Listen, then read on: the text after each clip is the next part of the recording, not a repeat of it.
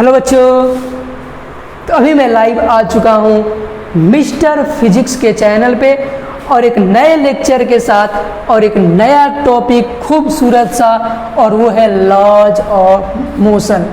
Lecture number 1 होगा और ये चैप्टर हमारा टॉपिक है क्लास 11th की। किसकी बच्चों? क्लास 11th की।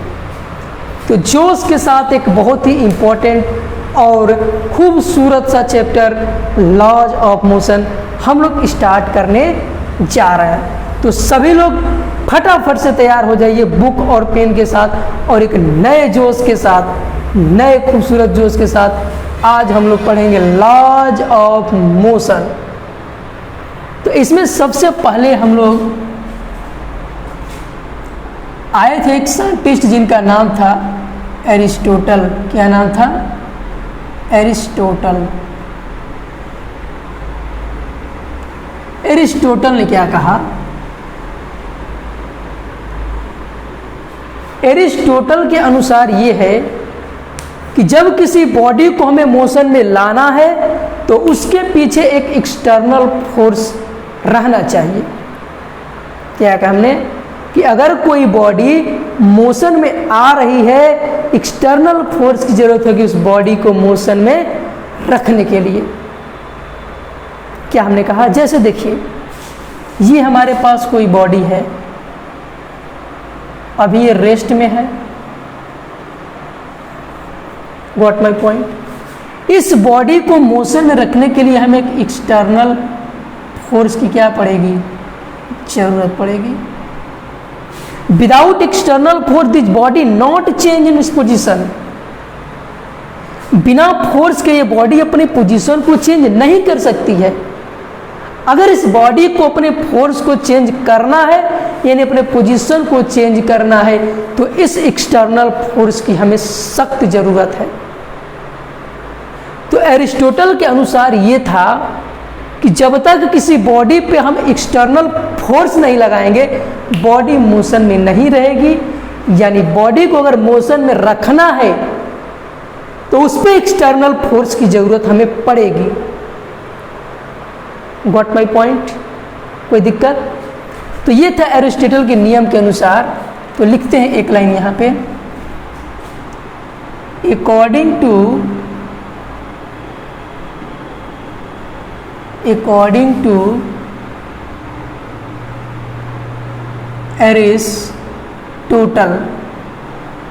एरिस्टोटल के अनुसार the external force is required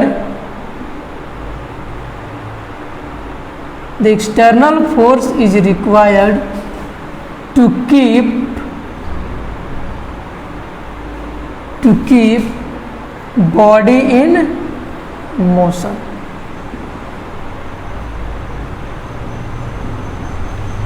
हमने क्या कहा कि अकॉर्डिंग टू एरिस्टोटल के अनुसार कि किसी भी बॉडी को अगर हमें मोशन में रखना है तो उस बॉडी पे एक्सटर्नल फोर्स लगना चाहिए, तब वो बॉडी जाके कहाँ आएगी? मोशन में आएगी। Got my point? ठीक है। अब देखिए फोर्स क्या होता है, ये वाला फोर्स के बारे में बात करते हैं। फोर्स क्या है?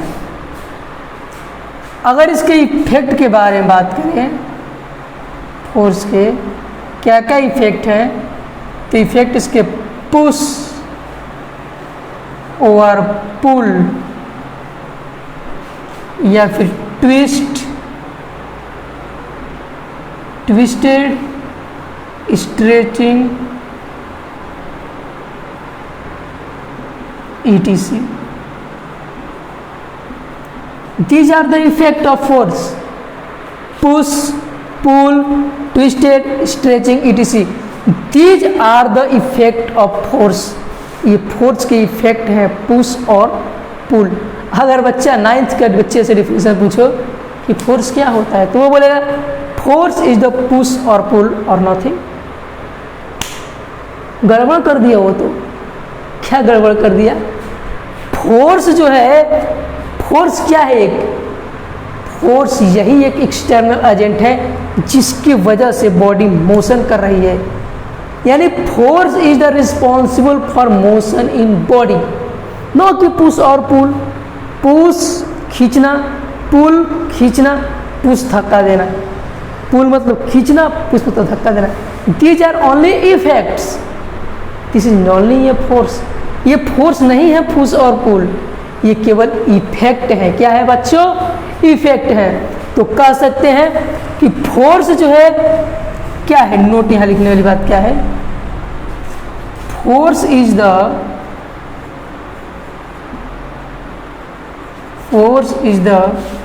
रिस्पॉन्सिबल फॉर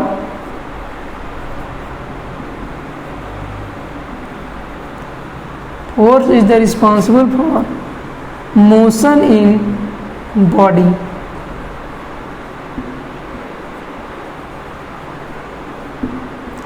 हमारा फोर्स जो है बॉडी में मोशन के लिए क्या है? ये रिस्पॉन्सिबल है। अगर बात करें फोर्स कौन सी क्वांटिटी है, तो force is a vector quantity. Force क्या है? वेक्टर क्वांटिटी है। क्यों? क्योंकि इसके पास मैग्नीट्यूड है और मैग्नीट्यूड के साथ साथ डायरेक्शन भी है। कैसी डायरेक्शन है? देखिए, जैसे मान लीजिए हमारे पास दरवाज़ा है, तो मेरे दोस्त ने कहा जाओ दरवाज़ा खोलो। दरवाज़ा खोलो, वो गया बंदा, फोर्स लगाया 5 न्यूटन, मान ली 10 न्यूटन का। उसने उस दरवाजे पे 10 न्यूटन का फोर्स लगाया, लेकिन दरवाज़ा खुल नहीं रहा है। अब यहाँ सवाल ये उठता है कि दरवाज़ा खुल क्यों नहीं रहा है? 10 न्यूटन लगाना तो क्यों? क्योंकि डायरेक्शन हमें नहीं पता है कि दरवाजे को किस डायरेक्शन में खोलना है। तो इसलिए वहाँ पे हमें डायरेक्शन की भी ज़रूरत पड़ेगी। तो फोर्स क्या हो गया? 10 न्यूटन, डायरेक्शन ईस्ट वेस्ट कुछ भी मान लो। तो इफेक्ट जो है पुश और पुल क्या है? इफेक्ट है। और फोर्स जो है रिस्पॉन्सिबल होता है मोशन इन बॉडी। एक और चीज़ से पता कर लेते हैं, यूनिट क्या होगा इसका? फोर्स का यूनिट रहता है अपन न्यूटन। अगर मैं बात करूँ इसके डायमेंशन की, ये इंपॉर्टेंट है, आ सकता है एग्जाम में। इसका डायमेंशन क्या है? तो डायमेंशन है force is equal to mass m और L(T)-2। ये हमारा डायमेंशन m1 L1 T-। तो ये हो गया यूनिट, ये हो गया फोर्स वेक्टर क्वांटिटी, और ये है डिफिनीशन, और ये है हमारा डायमेंशन। कोई दिक्कत? किसी को दिक्कत नहीं? तो इसको नोट करिए, अब मैं बताता हूँ आपको आगे। मेरा मिटाने वाला किधर गया? किसी को दिक्कत नहीं ना है? वीडियो क्वालिटी सही चल रही है अभी? हाँ, इसको इरेज करते हैं। अब यहाँ पे हेडिंग में डालिए एरिस्टोटल फ्लैसी। हेडिंग डाल दीजिए एरिस्टोटल फ्लैसी।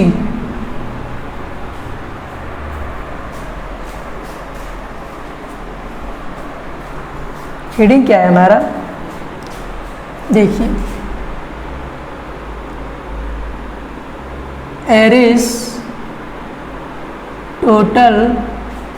Aristotle fleshy. ये क्या है? एरिस्टोटल फ्लैसी क्या है? एरिस्टोटल ने पहले बताया कि जब किसी बॉडी पे एक्सटर्नल फोर्स जो है वो बॉडी के मोशन को रखने के लिए लगाते हैं, यानी कि बॉडी को अगर मोशन में रखना है तो हमें एक्सटर्नल फोर्स की ज़रूरत पड़ेगी। लेकिन वो क्या है, फेल मार गया कॉन्सेप्ट। जब गैलीलियो ने छानबीन करना शुरू किया इसका, तो गैलीलियो ने क्या बताया कि बॉडी के पास अगर फ्रिक्शन नहीं है, अगर बॉडी के पास फ्रिक्शन नहीं है तो विदाउट फोर्स भी क्या है, इनफाइनाइट डिस्टेंस तक मूव कर सकती है। क्या काम है? इफ फ्रिक्शन इज जीरो,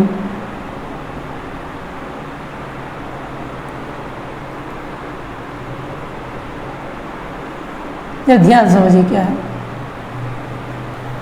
यदि फ्रिक्शन जीरो है तो ऑब्जेक्ट जो है इनफाइनाइट डिस्टेंस तक जाएगी विदाउट एक्सटर्नल फोर्स। अगर इस पे फोर्स जीरो लग गया तो इस पे फोर्स, अगर फ्रिक्शन जीरो है तो बॉडी इनफाइनाइट डिस्टेंस तक फ्रीली जाएगी, यानी इस पे कोई एक्सटर्नल फोर्स ज़रूरत नहीं पड़ेगी। इससे क्या समझ में आया कि जरूरी नहीं कि एक्सटर्नल फोर्स है तब भी बॉडी मोशन करेगी। अगर एक्सटर्नल फोर्स नहीं है मतलब कि फ्रिक्शन जीरो, अगर फ्रिक्शन जीरो है तो बॉडी जो है बिना फोर्स के इनफाइनाइट डिस्टेंस तक जा सकती है। अगर फ्रिक्शन जीरो है तो फ्रिक्शन जीरो है तो बॉडी इनफाइनाइट डिस्टेंस तक जाएगी बिना किसी एक्सटर्नल फोर्स के। तो क्या वो बॉडी को मोशन कराने के लिए फोर्स जरूरत पड़ी? नहीं। इसी कारण से एरिस्टोटल फ्लैसी हो गया। क्या हो गया? एरिस्टोटल का लाभ फेल्ड मार गया। क्या कर गया? फेल्ड मार गया। मैं आपको एक ऑब्जर्वेशन करके दिखाता हूँ, गैलीलियो ऑब्जर्वेशन, इसी पे। ये एरिस्टोटल फ्लैसी, हेडिंग डालिए गैलीलियो ऑब्जर्वेशन। उसके अनुसार क्या है देखिए, मैं थोड़ा सा इसको सही कर लेता हूँ। ओके, यही रख लेता हूँ, मिटाने के लिए काम आएगा। देखिए क्या है, हमने आपको क्या बताया, गैलीलियो ऑब्जर्वेशन, गैलीलियो ऑब्जर्वेशन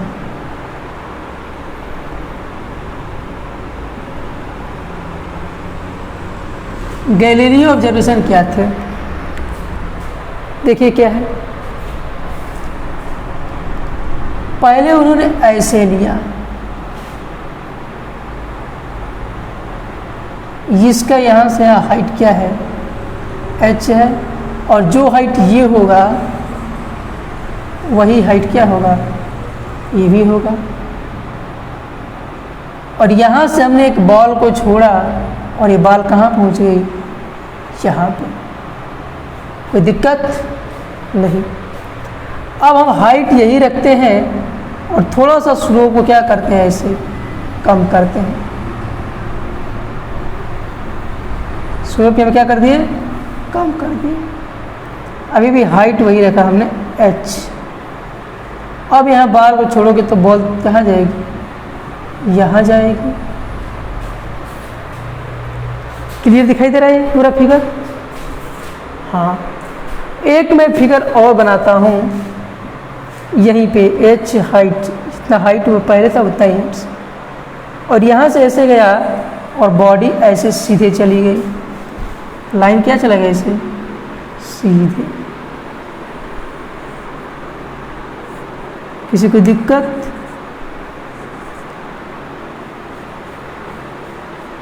इस तरह से गैलीलियो ने 3 ऑब्जर्वेशन किया। देखिए ध्यान से, हाँ सही दिख रहा है। इस तरह से गैलीलियो ने 3 ऑब्जर्वेशन किया।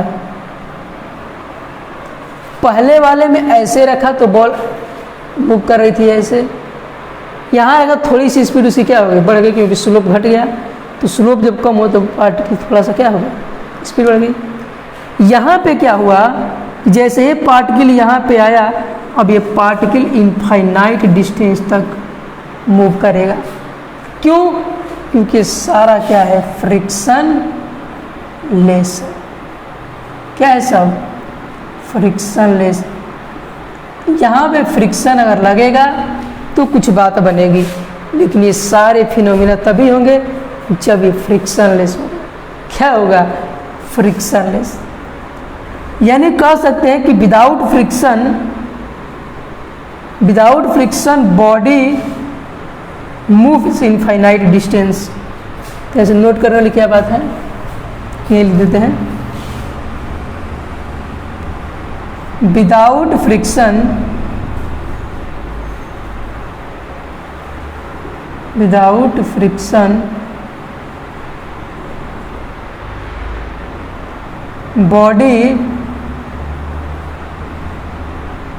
बॉडी मूव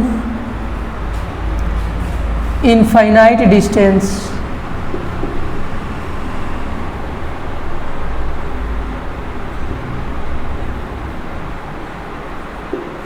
और यहाँ स्लोप क्या है, स्लोप 0 है। तो जहाँ पे स्लोप 0 होगा वहाँ पर सबसे अधिक पार्टिकल की वेलोसिटी होगी। यहाँ कोई फ्रिक्शन नहीं है, फ्रिक्शन है तो बॉडी जब मूव करेगी तो इनफाइनाइट डिस्टेंस तक क्या होगी, बॉडी ये जाएगी। ये था हमारा गैलीलियो ऑब्जर्वेशन। मैं वीडियो को चेक कर लूँ, वीडियो सही चल रहा है, कोई दिक्कत नहीं है, ठीक है। तो इस तरीके से हम लोग ऑब्जर्वेशन क्या करेंगे, कर लेंगे। अब हम देखेंगे, हेडिंग डालिए, Newton's laws of motion. Newton's laws of motion.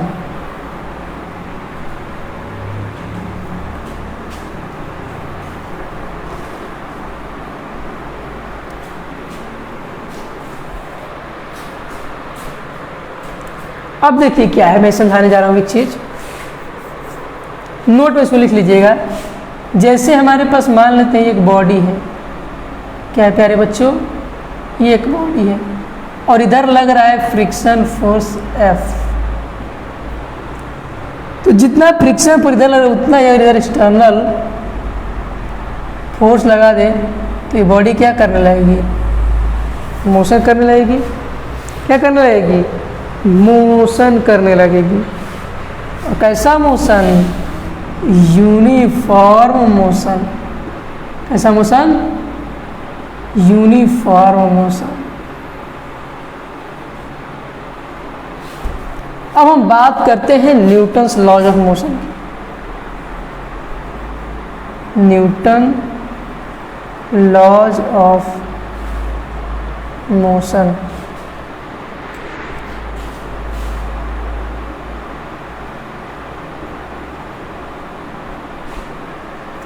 क्या होता है न्यूटन लॉज ऑफ मोशन, जरा ध्यान समझिए। न्यूटन लॉज ऑफ मोशन क्या कहता है, पहला, जैसे ही हमारे पास ये बॉडी है, अगर ये बॉडी रेस्ट में है, एक बॉडी रेस्ट में और ये दूसरी बॉडी है जो क्या कर रही है, मोशन कर रही है।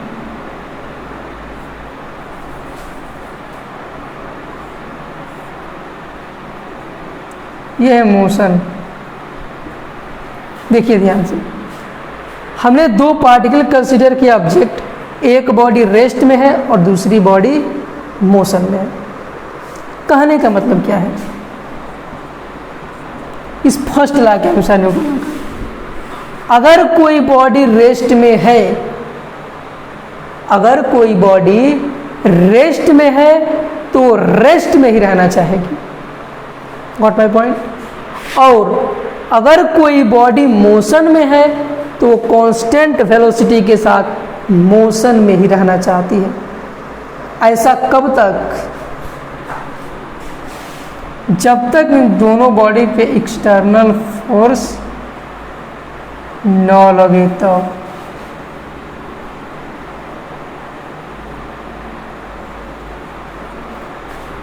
तो जब कोई बॉडी रेस्ट में है तो रेस्ट में ही रहना चाहेगी, और जब तक बॉडी मोशन में है, सॉरी बॉडी मोशन में है तो मोशन में ही रहना चाहेगी। इसी टर्म को हम लोग कहते हैं Newton's first laws of motion. तो लिखिए, क्या लिखेंगे, लिखिए, according to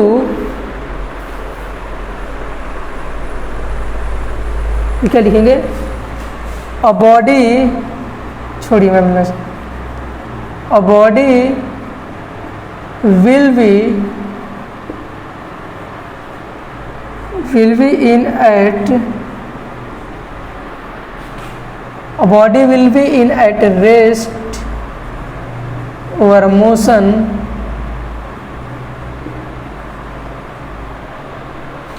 a body will be in at rest or in motion until and unless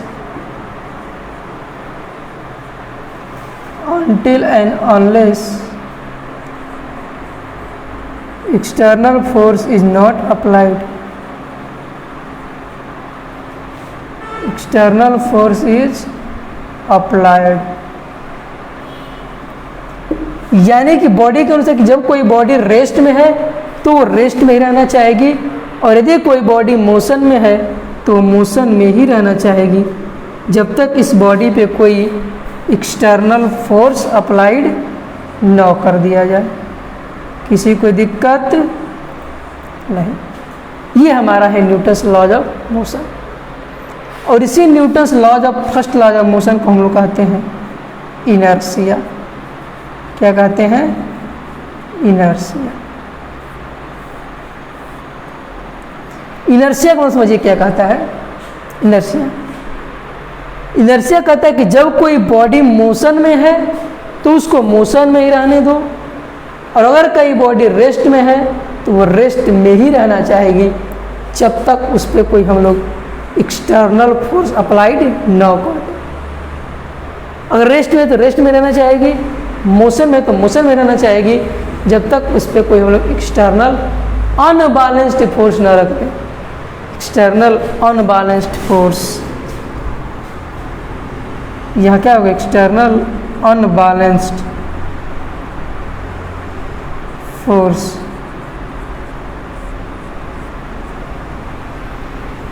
तो ये है हमारा न्यूटन्स का फर्स्ट लॉ। अगर कोई बॉडी रेस्ट में है तो रेस्ट में रहना चाहेगी, मोशन में है तो मोशन में, जब तक उस पर हम लोग कोई बाहर से एक्सटर्नल फोर्स अप्लाइड न कर दे तब तक।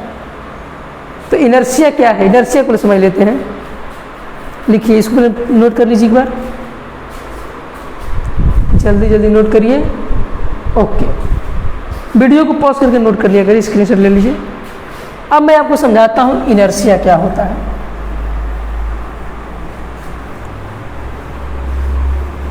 हेडिंग डाल दो इनर्शिया।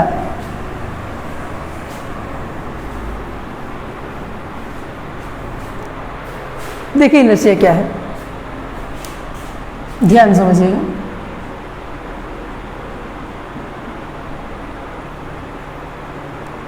इनर्शिया,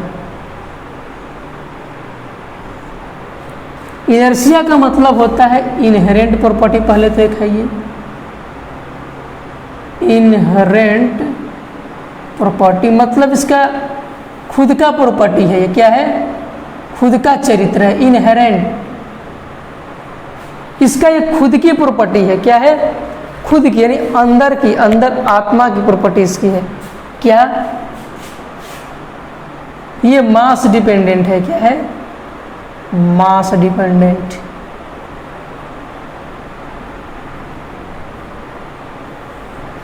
ये इनहेरेंट प्रॉपर्टी है और ये मास डिपेंडेंट प्रॉपर्टी है।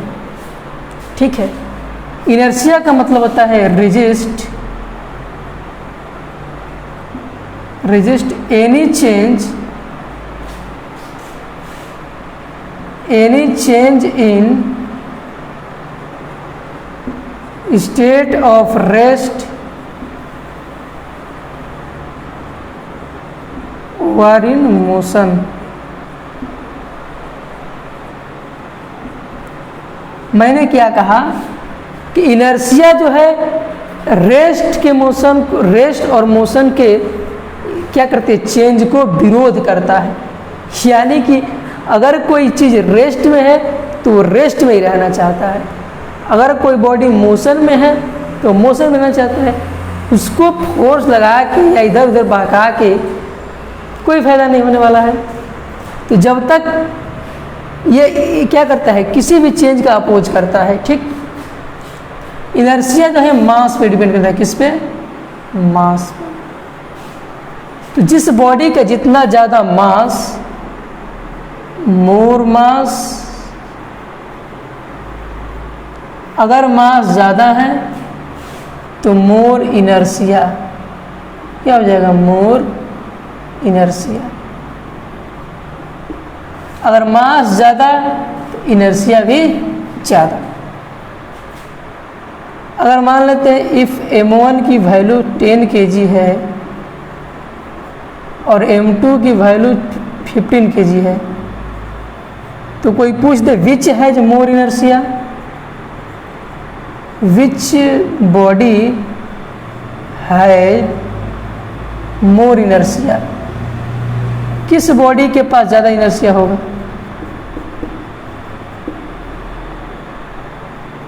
m1 की वैल्यू 10 kg है, 15 kg है, तो m2 जो है हमारा ग्रेटर है किससे? है m1 से।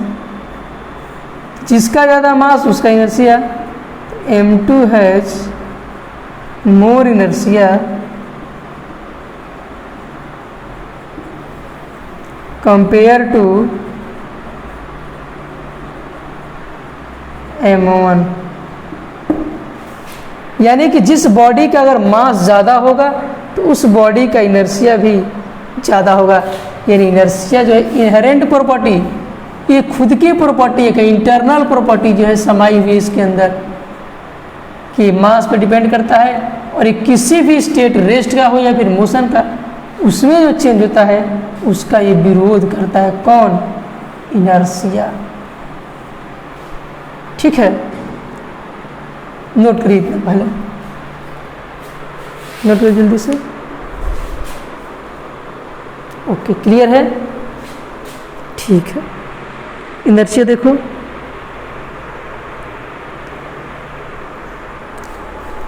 तो इनर्शिया की ही वजह से, इनर्शिया की वजह से बॉडी अपने अंदर के स्टेट या मोशन को क्या करते हैं? विरोध करते हैं। किसकी वजह से? इनर्शिया की वजह से। इनर्शिया की वजह से क्या होता है कि बॉडी अपने मोशन या स्टेट के जो, क्या कहते हैं उसको, स्टेट या मोशन के जो कंडीशन होते हैं वो बताता है कौन? इनर्शिया से पता चलता है कि इनर्शिया अगर ज़्यादा है तो इसका मास ज़्यादा होगा, यानी मास ज़्यादा है तो इनर्शिया इसका ज़्यादा होगा। यानी इनर्शिया डिपेंड्स ऑन मास। किस पे डिपेंड करती है? मास पे। इतना समझा है आपको पूरा? ओके, नोट करिए इसको। तो आज का लेक्चर हम यहीं पे समाप्त करते हैं, क्लास 11th का। इसके आगे कल के लेक्चर यानी आने वाले जो हमारे लेक्चर होंगे लॉज ऑफ मोशन के, उसकी वीडियो आपको लिंक में प्रोवाइड कर दी जाएगी। और जितना ज़्यादा से ज़्यादा शेयर करें इस वीडियो को, शेयर करिए, सब्सक्राइब करवाइए, ताकि हर एक नोटिफिकेशन हमारे हर इस संसार के खूबसूरत और इस प्यारे बच्चे के पास हमारी नॉलेज जाए। ठीक है, तो चैनल को सब्सक्राइब करिए, लाइक करिए, कमेंट करिए और बेल का घंटी दबाना ना भूलें। जय हिंद दोस्तों, पढ़ाई करते रहिए।